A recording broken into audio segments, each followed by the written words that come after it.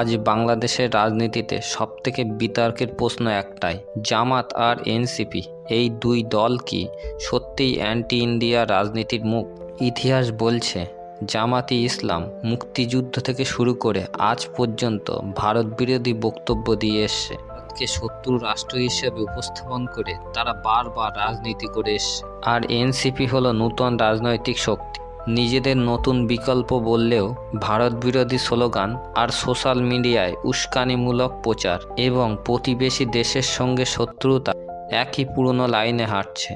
প্রশ্ন হলো, ভারত বিরোধিতা কি আদৌ বাংলাদেশের সাধারণ মানুষের স্বার্থে, নাকি এটা শুধু রাজনৈতিক ফয়দার খেলা? তথ্য বলছে ভারত কোনো সরাসরি পদক্ষেপ নেয়নি, তারপরও বাংলাদেশে ভারত বিরোধী বক্তব্য বাড়ছে। প্রশ্ন উঠছে, এই উত্তেজনার উৎস কোথায়? আপনারা কমেন্টে জানাবেন।